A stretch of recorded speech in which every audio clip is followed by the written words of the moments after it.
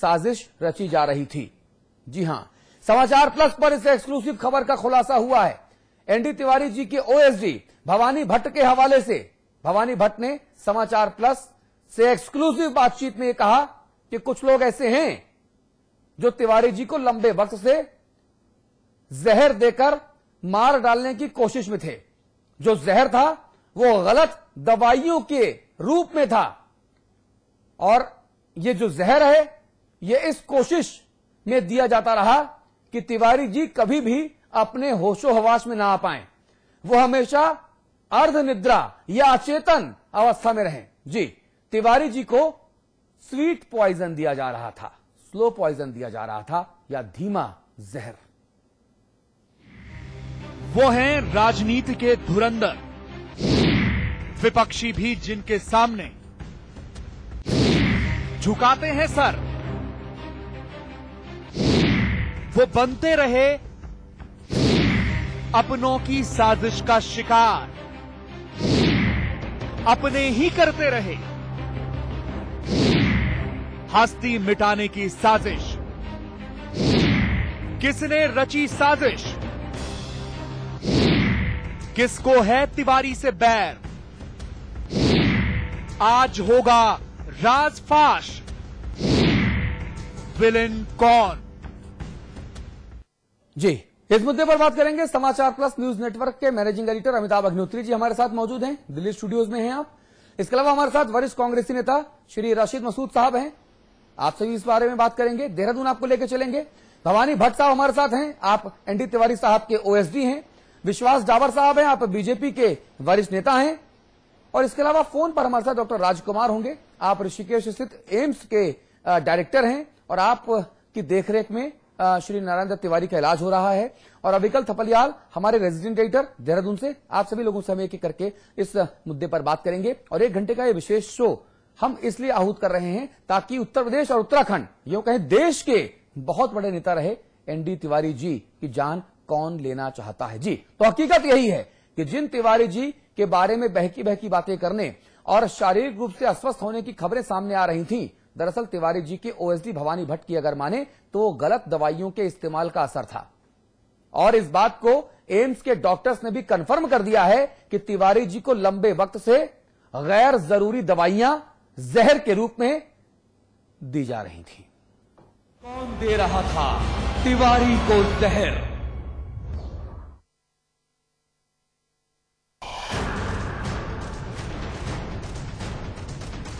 नारायण दत्त तिवारी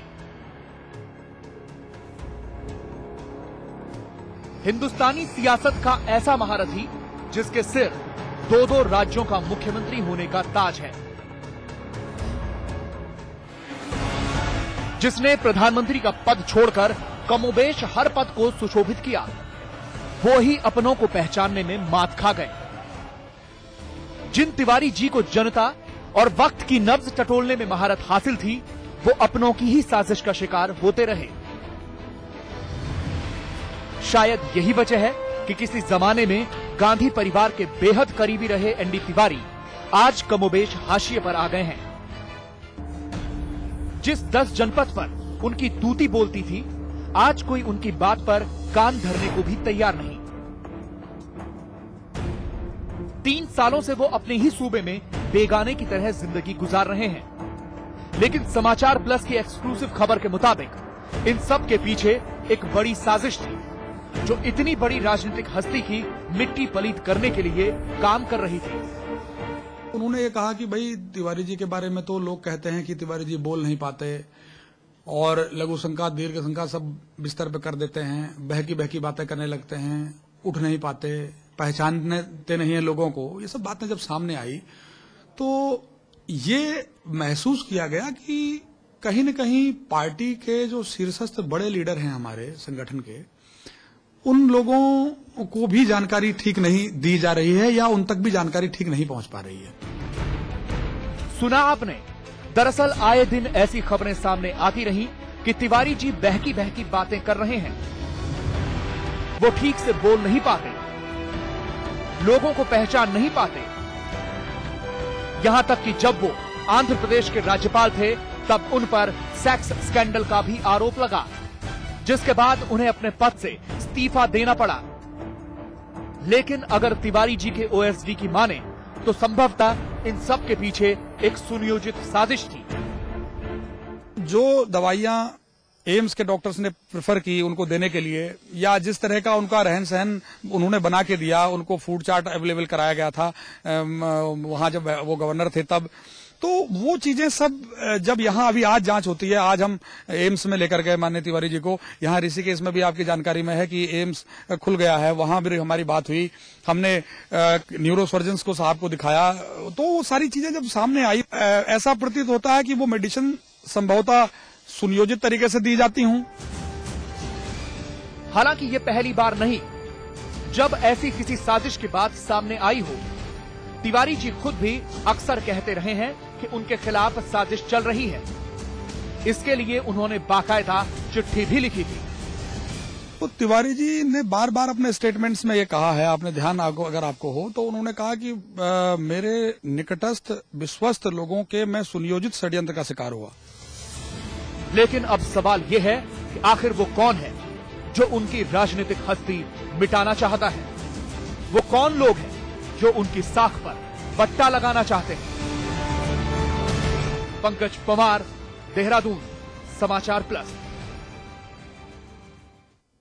जी, तो समाचार प्लस पर इस वक्त का सबसे बड़ा खुलासा है, नारायण दत्त तिवारी जी की जान लेने की कोशिश की जा रही थी। उन्हें लगातार धीमा जहर दिया जा रहा था, स्लो पॉइजन उन्हें दिया जा रहा था। और नारायण दत्त तिवारी जी के जो ओएसडी हैं भवानी भट्ट साहब, वो हमारे साथ लाइव मौजूद हैं, हम उनसे बात करेंगे। रशीद मसूद साहब दिल्ली से वरिष्ठ कांग्रेसी नेता, वो हमारे साथ मौजूद हैं। इसके अलावा हमारे साथ विश्वास डाबर जी हैं, आप बीजेपी के नेता हैं। फोन पर डॉक्टर राजकुमार जुड़ेंगे, आप एम्स ऋषिकेश के डायरेक्टर हैं, क्योंकि आपके अंतर्गत ही, आपकी देखरेख में ही डॉक्टर एनडी तिवारी साहब का इलाज हो रहा है, इसलिए राजकुमार साहब से बात करना बहुत जरूरी है। लेकिन सबसे पहले जो हॉट केक, वो भवानी भट्ट जी आपके पास है।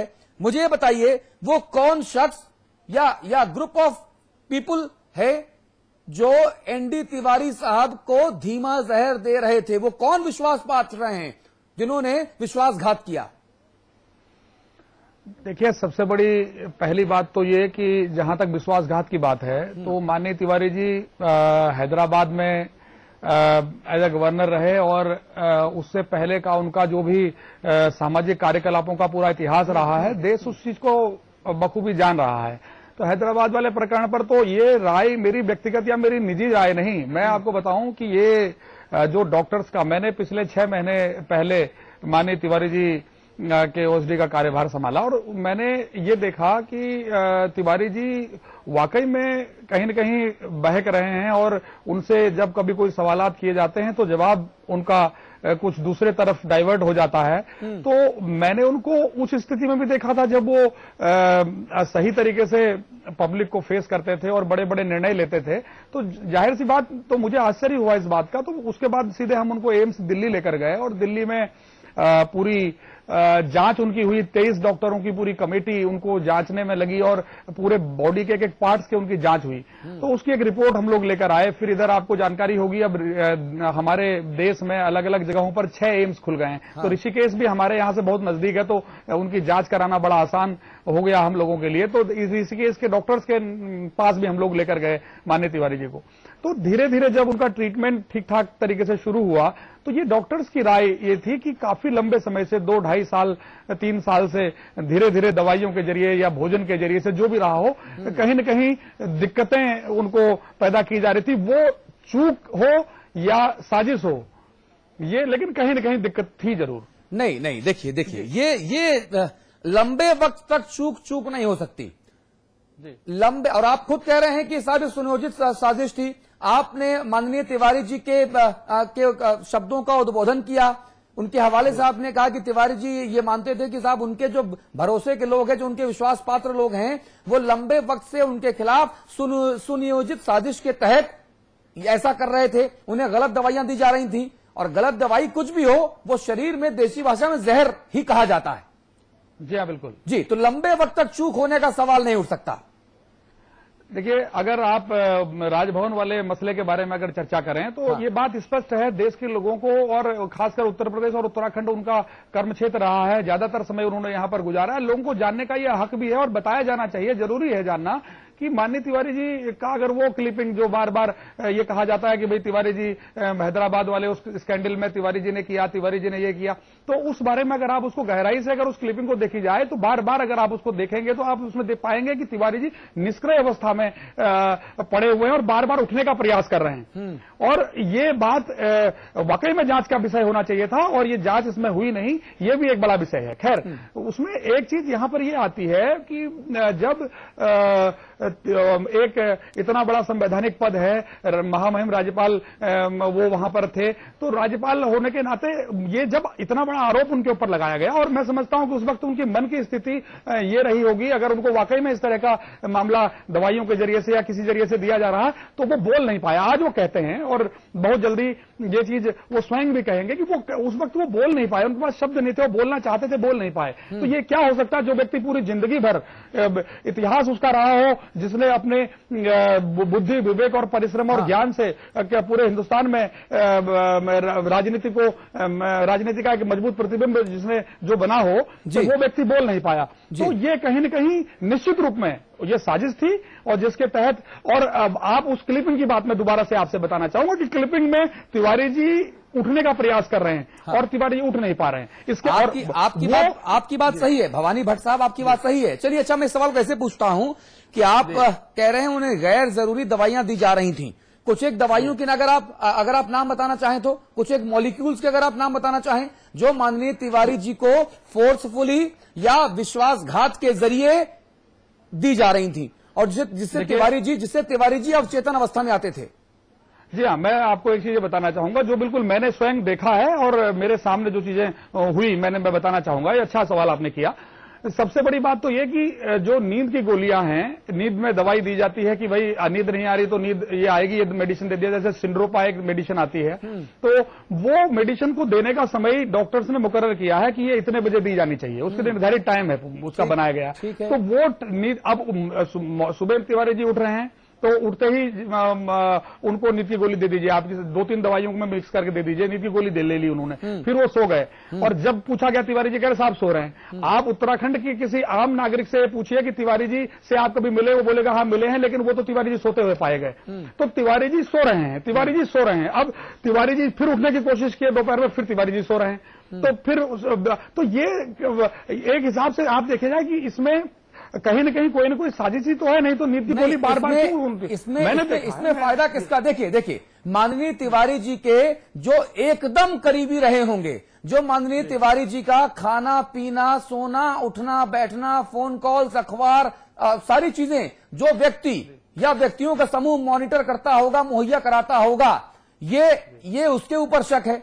अब जीरो इन करने वाली बात तो ये है भवानी भट्ट साहब कि वो शख्स या लोगों का समूह कौन है। जी हाँ, बिल्कुल ये जांचने का विषय है। लेकिन सबसे बड़ी चीज, आप थोड़ा सा अगर पीछे हम जाएं तो 1993 में 93 में माननीय तिवारी जी की पत्नी का देहांत हुआ। तो उसके बाद में तिवारी जी राजनीतिक फील्ड में अपना काम करते रहे और धीरे धीरे तो जहां से उनके इर्द गिर्द जो है कुछ ऐसे लोगों का जमावड़ा होता चला गया और राजनीति में धीरे धीरे जहां तक आप बात करेंगे तो तिवारी जी 2003 से 2007 तक का उनका जो टाइम रहा उत्तराखंड में मुख्यमंत्री रहे, तो कहीं से किसी तरह की ऐसी बातें नहीं आई। ये बात आई जब यहां से वो आंध्रा के गवर्नर बने और वहां गए, वहां से लेकर ये यहां पिछले 6 महीने पहले तक तिवारी जी बिल्कुल, अब अगर आप बात करें कि जब आंध्रा से रिजाइन देके तिवारी जी वापस देहरादून आए तो उस वक्त उनकी स्थिति को पर अगर चर्चा आप करें तो तिवारी जी बोल नहीं पा रहे थे। तिवारी जी किसी सवाल का जवाब नहीं दे पा रहे थे। आपकी बात समझ में आ गई मुझे अच्छा एक चीज और, चलिए सवाल को मैं ऐसे पूछता हूं कि जिस व्यक्ति या व्यक्तियों के समूहों पर आप शक या सवाल उठा रहे हैं, ये बहुत महत्वपूर्ण है मेरा सवाल, इसका जवाब मैं चाहूंगा कि ईमानदारी से आप दें। वो किसी राजनीतिक दल विशेष का सदस्य तो नहीं था या वो गैर राजनीतिक व्यक्ति था?